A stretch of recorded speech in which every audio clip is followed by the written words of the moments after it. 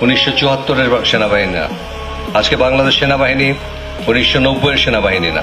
আপনারা যদি যুদ্ধ করতে চান, আসুন যুদ্ধ করি।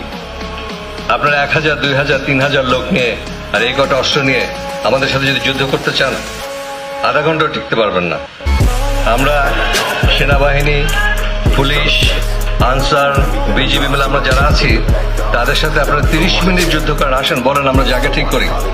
আপনারা পাহাড়ে পাহাড়ে লুকিয়ে থাকবেন, মানুষের বাড়িতে বাড়িতে যে অত্যাচার করে খাবার খাবেন, রাতের বেলায় এক পাহাড় থেকে আরেক পাহাড়ে পালিয়ে থাকবেন, আর তারপর দূর থেকে আমাদেরকে গুলি করে আহত করবেন। এটা কোনো যুদ্ধ হলো না, এটা হলো মার্সেনারি অ্যাক্টিভিটিস, সন্ত্রাসী কার্যক্রম। আজকে এই এলাকা দুর্গম বলে আপনারা সুবিধা পাচ্ছেন, এলাকার সুবিধা আপনারা নিচ্ছেন। আজকে যদি বাংলাদেশের অন্যান্য জেলার মতো হতো, তাহলে আমাদের প্রয়োজন হতো না।